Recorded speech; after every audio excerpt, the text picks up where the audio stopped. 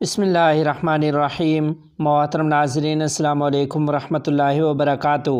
سعودی سفیر نواف بن عبد المالکی کی رہائش گاہ پر رابطہ عالم اسلامی کے سیکرٹری جنرل عبدالکریم العیسیٰ کی قائد جمعیت مولانا فضل الرحمان صاحب دامت برکاتہم العالیہ اور فخر جمعیت مولانا عبدالغفور حیدری اور دیگر علماء اکرام کے اعزاز میں تقریب۔ تفصیلات کے مطابق اس موقع پر جمعیت علماء اسلام کے سربراہ حضرت مولانا فضل الرحمان صاحب دامت برکاتہم العالیہ نے کہا ہے کہ سیکرٹری جنرل رابطہ عالم اسلامی ڈاکٹر محمد بن عبدالکریم العیسیٰ اور معزز وفد کو خوش آمدید کہتے ہیں۔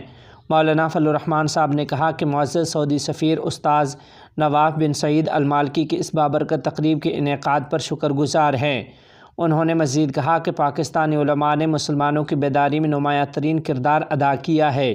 پاکستان کی ایوان بالا اور ایوان زریں میں علماء اکرام کی نمائندگی موجود ہے جو بغیر کسی تفریق کے تمام طبقات اور مکاتب فکر کی آواز ہے۔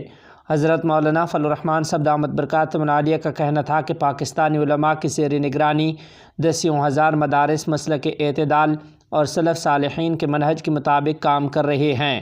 پاکستانی علماء کا مملکت عربیہ سعودیہ کے ساتھ قدیم روحانی اور برادرانہ تعلق ہے۔ حضرت فضل الرحمان صاحب نے کہا کہ ہمارے فلسطینی بھائی جس وحشیانہ صہیونی بربریت کا سامنا کر رہے ہیں اسے نظر انداز نہیں کیا جا سکتا۔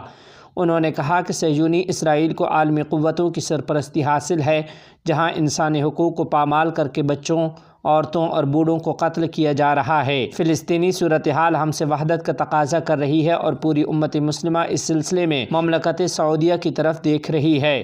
حضرت فضل الرحمان صاحب نے کہا کہ ہم اللہ تعالیٰ سے آپ کی صحت و عافیت اور تمام مسلمانوں کے امن و اطمینان کے لیے دعا گو ہیں۔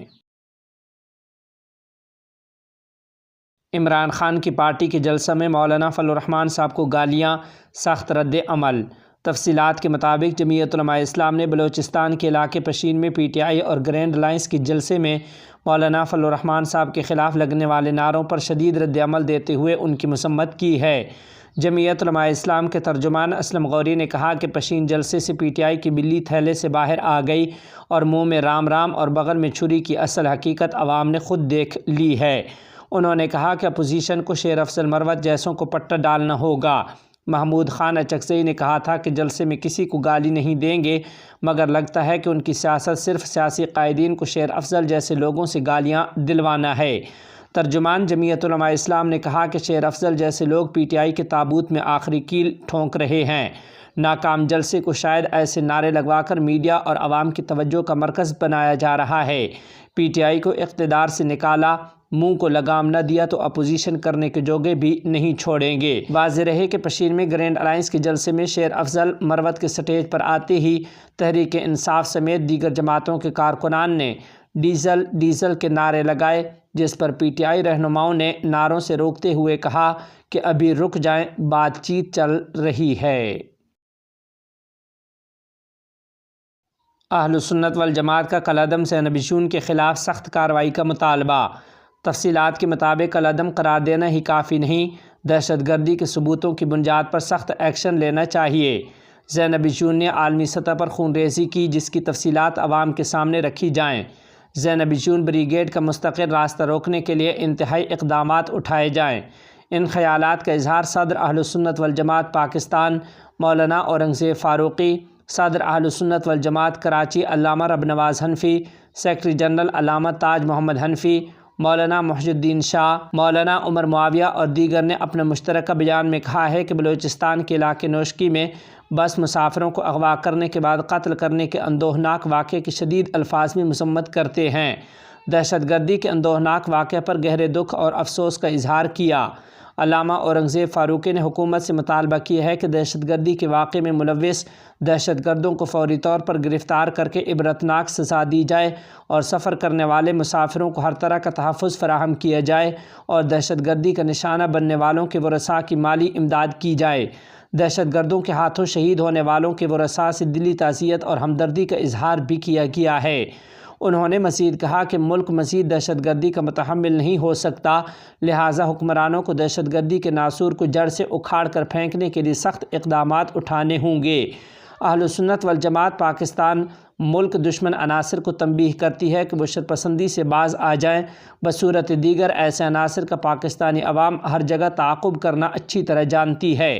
پاکستان کی جانب میلی آنکھ سے دیکھنے والوں کے خلاف اہل سنت والجماعت کل بھی برسر پیکار تھی، آج بھی ہے اور کل بھی رہے گی۔ پاکستان ہے تو ہم ہیں، پاکستان نہیں تو ہم بھی نہیں۔ انہوں نے کہا کہ ہمیں وطن عزیز اپنے جانوں سے بھی پیارا اور محبوب ہے۔ جب بھی پاک سرزمین نے پکارا، ہم اس کی خاطر جانوں کا نذرانہ پیش کرنے سے بھی دریغ نہیں کریں گے۔ امام مسجد نے ڈکیتی پر پولیس تعیناتی کا مطالبہ کر دیا۔ تفصیلات کے مطابق کریم آباد کراچی مسجد میں ڈکیتی کے معاملے پر امام مسجد کا ویڈیو بیان سامنے آ گیا۔ ویڈیو بیان میں امام مسجد نے بتایا کہ جمعہ کی شب 9:30 بجے کے قریب مؤذن اور خادم مسجد بند کرنے کی تیاری کر رہے تھے کہ ایک مسلح شخص مسجد میں داخل ہوا اور مؤذن اور خادم کو موبائل فون اور نقدی سے محروم کر دیا۔ امام مسجد نے واقعے کو افسوسناک اور گھناؤنا قرار دیتے ہوئے کہا کہ مسجد اللہ تعالیٰ کا گھر ہے، شہر بھر میں یہ وارداتیں عام ہیں۔ ڈکیتوں سے اب اللہ کا گھر بھی محفوظ نہیں، یہ وہ گھر ہے جہاں پر چور، مجرم اور ہر طرح کا گناہ گار انسان خود کو محفوظ سمجھتا ہے۔ پولیس حکام سے امام مسجد نے اپیل کی کہ مساجد اور عبادت گاہوں پر نفری تعینات کی جائے۔ ہماری مسجد بازار کے اندر قائم ہے، جس کی وجہ سے ہمیں مسجد دیر سے بند کرنا پڑتی ہے۔ اگر اس طرح کی وارداتیں ہوں گی تو ہمیں مجبوراً مساجد بھی جلدی بند کرنا پڑیں گی۔ جب سے مسجد میں یہ واردات ہوئی ہے، ہماری مسجد میں نمازیوں کی تعداد بھی کم ہو گئی ہے۔ دارالعلوم وقف دیوبند میں عمر رسیدہ بزرگ طالب علم ڈاکٹر عبدالخالق راجستانی مقیم حال دہلی کی داخلہ امتحان میں شرکت کی درخواست۔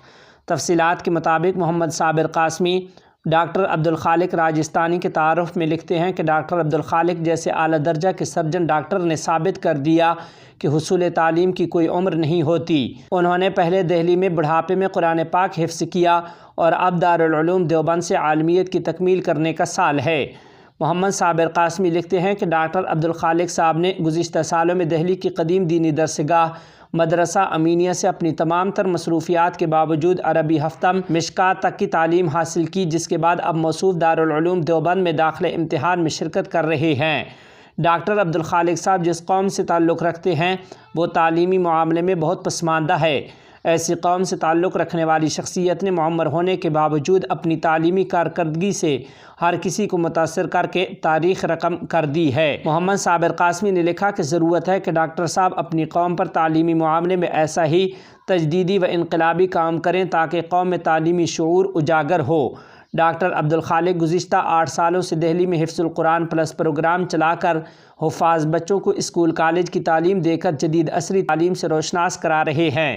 اس کے علاوہ اسکول کالج کے ساتھ ساتھ عالمیت کا نصاب بھی ترتیب دے دیا ہے۔ اب ادھر گریجویشن کی تکمیل ہوگی اور ادھر بچہ دارالعلوم دیوبند سے عالم و فاضل کی تکمیل کرے گا۔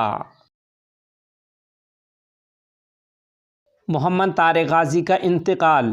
تفصیلات کے مطابق دارالعلوم دیوبند کے سابق محتمم حکیم الاسلام حضرت مولانا قاری محمد طیب رحمۃ اللہ علیہ کے نواسے معروف صحافی مولانا حامد الانصاری غازی کے فرزند بستان علی گڑھ کے خوشچی انگریزی زبان کے قدآور صحافی محمد طارق غازی 13 اپریل کو کینیڈا کے مقام اٹوا میں مختصر سی علالت کے بعد 82 سال کی عمر میں انتقال کر گئے ہیں۔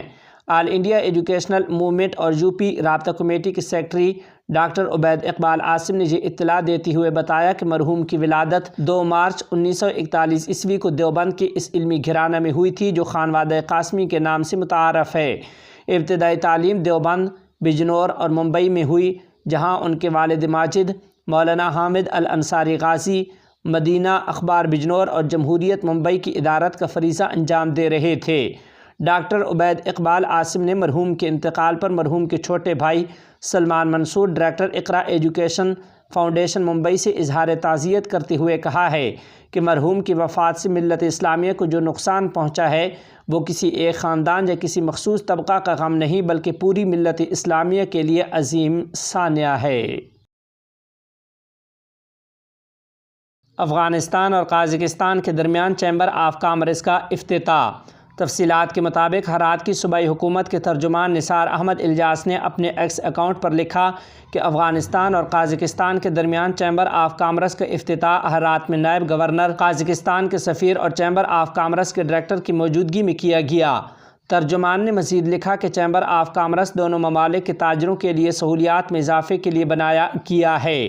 انہوں نے لکھا کہ افغان اور قازق تاجر اس چیمبر کے ذریعے اپنے تجارتی لین دین کا حجم بڑھانے کی کوشش کریں گے۔ اس چیمبر کا افتتاح ایسے وقت میں کیا گیا جب امارت اسلامیہ افغانستان نے خطے اور بالخصوص پڑوسی ممالک کے ساتھ اقتصادی اور تجارتی تعلقات کو وسعت دینے اور ملکی مصنوعات کے لیے بیرون ممالک میں مارکیٹ بنانے کی کوشش کی ہے۔ قازقستان افغانستان کے ان قریبی ممالک میں سے ہے جن کے افغانستان کے ساتھ بہتر تعلقات ہیں۔ قازقستان افغانستان کو سب سے زیادہ آٹا فراہم کرنے والا ملک ہے۔ قازقستان سے درآمدی آٹا افغانستان کی 70% ضرورت پوری کر رہا ہے۔ دونوں ممالک کے درمیان سالانہ تجارتی حجم $900 ملین سے زیادہ ہے۔ یہ حجم امارت اسلامیہ افغانستان کے دور حکومت میں بڑھا ہے۔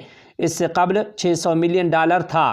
گزشتہ سال افغان وزارت صنعت و تجارت کی درخواست پر قازقستان میں افغانستان کی مصنوعات کے لیے قازق حکومت نے ایک نمائش کا اہتمام بھی کیا۔ افغان ٹرانس ریلوے میں بھی قازقستان اور ازبکستان مشترکہ طور پر سرمایہ کاری کر رہے ہیں۔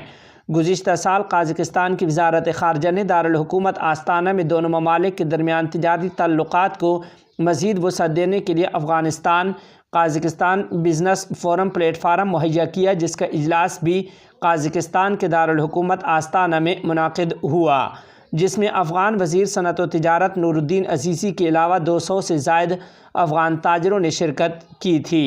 اسی اجلاس میں قازق وزیر خارجہ اور افغان وزیر صنعت و تجارت نور الدین عزیزی نے قازقستان اور افغانستان کے درمیان فضائی راہداری کے قیام، دونوں ممالک کے بینکوں کے نمائندہ دفاتر کھولنے، کاروباری افراد کے لیے ویزا کے اجراء کے پوائنٹس کے قیام کرنا، تجارتی رکاوٹوں کو ختم کرنے اور افغان مصنوعات کی درآمدات پر خصوصی ٹیرف عائد کرنے پر اتفاق کیا تھا۔